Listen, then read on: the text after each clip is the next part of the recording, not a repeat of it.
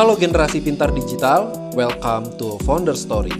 Di pilar ini kita bakal kenalan lebih dekat dan dengerin inspiring story dari founder Purwadika, Bapak Purwahartono. Topik pertama akan terbagi menjadi 3 episode, so enjoy the story. Halo, kenalan yuk dengan saya Pak Purwahartono sebagai founder dari Purwadika. Saya mau sedikit berbagi latar belakang cerita kisah hidup saya dengan secara singkatnya. Mungkin saudara-saudara tidak menyangka bahwa saya ini sebenarnya anak yang bandel, ya. Jadi saya besar jauh dari orang tua di kota Bogor selama 14 tahun. Dan kalau saudara mau tahu, nilai rapot saya itu semuanya merah. Hanya satu yang bernilai biru 9, yaitu olahraga. Jadi saya nggak pernah ambil raport sendiri, pasti harus diwakili untuk diambil raport. Jadi bagaimana saya yang bandel ini ya maklum aja. Saya ini kesepian, setiap hari tidak punya teman. Saya mau ajak teman-teman sekolah saya untuk menginap, tentunya tidak boleh sama orang tuanya. Akhirnya saya bergaul dengan anak-anak yang agak bandel, tanda kutip. Saya menjadi ketua geng. Dan saudara, sesuatu yang mengejutkan, saya ke sekolah bisa bawa belati. Di kaki saya selipkan. Wah, tidak terbayang deh kenakalan saya seperti itu. Tapi bagaimana turning point-nya saya bisa berubah? Untung pada waktu itu orang tua saya berinisiatif mengajak saya keliling Asia. Jadi ada kurang lebih 8 negara saya keliling selama 3 bulan. Dari situ saya pulang, saya tersadari tentang masa depan yang begitu berarti. Oleh karenanya saya tidak mau lagi kembali. Saya mau sekarang menetap di kota Jakarta. Dan akhirnya saya bersekolah di satu sekolah.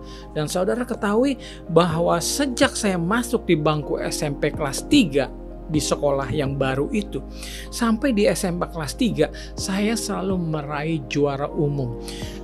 Juara umum itu adalah juara 1 yang tertinggi dari semua juara 1. Jadi saya berubah begitu rupa. Sehingga saya bisa meraih kepercayaan orang tua. Nah, sejak saya di bangku SMP ini, saya mulai mencari tahu kira-kira saya mau kuliah apa ya di masa depan. Saya cari-cari tahu, tadinya sempat saya mau kuliah menjadi seorang dokter. Tapi akhirnya berubah setelah saya mengetahui ada sebuah alat yang ajaib yang namanya komputer. Jadi saya tertarik dengan komputer ini. Tetapi sayangnya pada waktu saya di masa itu, mungkin itu di tahun 78, bayangkan di kota Jakarta belum ada komputer, ya. Jadi saya cukup bersabar, saya menunggu pameran. Jadi kalau ada pameran, kalau orang-orang keliling, saya akan mojok di mana ada komputer, saya kutak-kutik, saya mainin. Saya belajar programming pada waktu masih pakai bahasa basic. Dan tidak sampai di situ, pada waktu saya sudah SMA, saya lihat bahwa ada pelatihan komputer yang formal. Tetapi tidak latihan komputer dan komputer kecil yang seperti kita ketahui sekarang, laptop atau personal komputer ya. Tapi sudah pakai mini mainframe komputer. Jadi saya daftarlah waktu itu di satu gedung tinggi perkantoran di Jakarta, di satu perusahaan besar, dan saya mendaftarkan diri. Dan sebetulnya hanya boleh orang-orang sudah bekerja. Jadi saya harus tidak pakai seragam waktu di SMA, tapi saya bisa masuk, saya belajar, dan saya bisa berhasil dengan baik sampai saya ditawarkan bekerja. Nah, saya ditawarkan bekerja dengan gaji per bulan yang begitu besar, yang ibaratnya gaji 5-6 bulan sudah bisa beli mobil. Harga mobil dulu itu sekitar 3 juta sudah bisa dapat satu mobil seperti Kijang ya, zamannya saya dulu. Nah, sehingga saya sempat tergoda berubah pikiran, udah saya nggak mau kuliah lagi. Tapi ayah saya tidak mengizinkan, saya harus tetap kuliah. Nah, akhirnya memang saya sudah pelajari, saya mau kuliah kemana kalau belajar komputer. Beberapa negara saya sudah pertimbangkan, dan akhirnya saya pilihlah negara Amerika Serikat.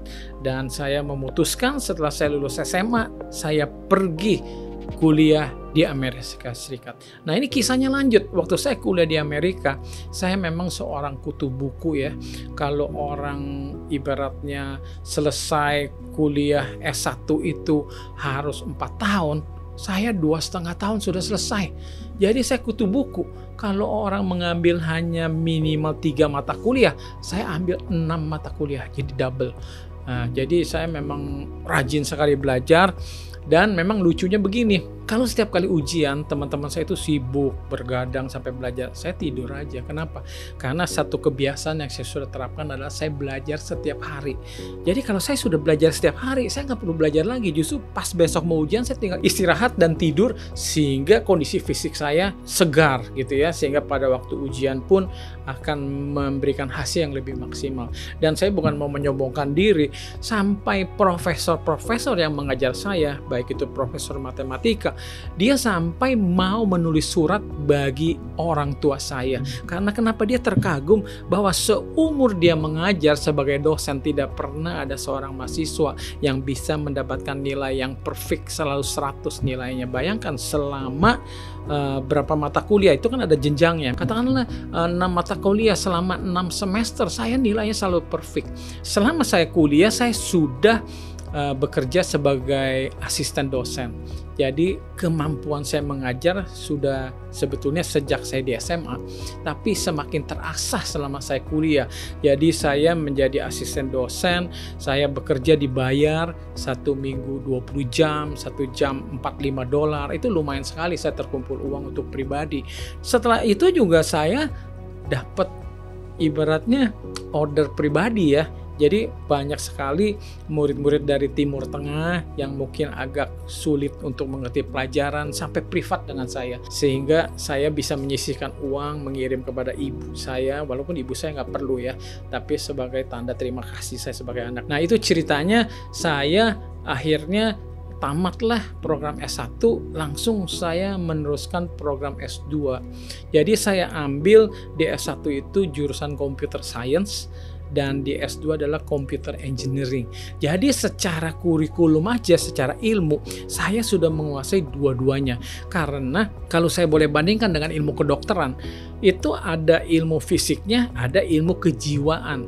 Jadi saya belajar dua-duanya, hardware-nya, mesinnya, fisiknya, juga software atau jiwanya. Dan biasanya orang kalau mau belajar salah satu, orang yang belajar tentang permesinan dia takut belajar tentang software, orang yang belajar software dia takut tentang permesinan. Tapi saya suka kedua-duanya dan saya padukan kedua gelar ini. Dan apa hasilnya sebenarnya? Pada waktu saya mau masuk ke dunia kerja, saya bisa mendapatkan posisi langsung sebagai pimpinan. Kenapa? Karena seorang pimpinan biasanya di dalam menangani proyek-proyek desain peralatan digital itu harus menguasai dua-duanya. Contohnya kita mau bikin kamera digital, itu pasti ada fisik hardware-nya, ada juga sisi software-nya. Jadi perlu seseorang yang ngerti keduanya sehingga bisa membantu kedua tim ini untuk bekerja sama, memadukan, menghasilkan satu desain yang berhasil. Jadi sebetulnya memang dari awal saya sudah memutuskan mau studi komputer, kamera singkat, dan sudah mempunyai rencana bahwa apabila saya lulus nanti saya mau kembali ke Indonesia, saya mau membangun sebuah universitas. Kebetulan ayah saya dari muda sejak umur 17 tahun sudah menjadi seorang guru.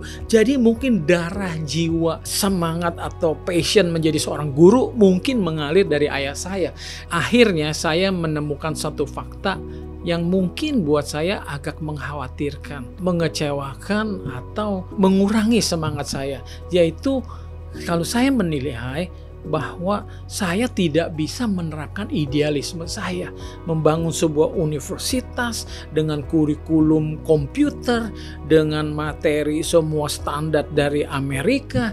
Lalu saya menilai pada waktu itu kelihatannya di Indonesia kapasitas para siswanya belum serius untuk sampai bisa digembleng seserius itu.